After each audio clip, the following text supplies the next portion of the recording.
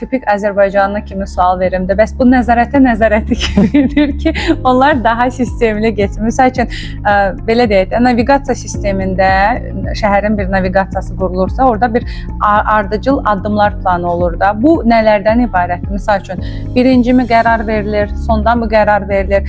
Bu, belə deyək də, məsəl üçün, dizayndır, datadır, yoxsa daha çox, hansı daha aktualdır, ona mı fokuslanılır? Burada proses necə dövr edir? İlk növbədə araşdırma aparmalıdır və mövcud işarələr araşdırmalıdır ki, nələr var, hardadır, onların aktuallığı nədir və eyni zamanda da istifadəçilərin axınları. Yəni, axınlar da çox vacibdir ki, sən bilməlisən, sənin istifadəçin kimdir və o hansı yollardan istifadə edir və hara gedir. Ondan sonra sən ancaq bilə bilərsən ki, misal üçün, bu nöqtədə mənə hansı bir işarə lazımdır, yoxsa yox.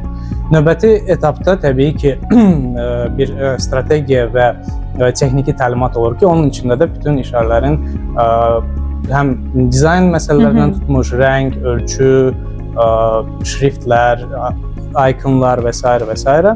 materiallar qeyd olunur.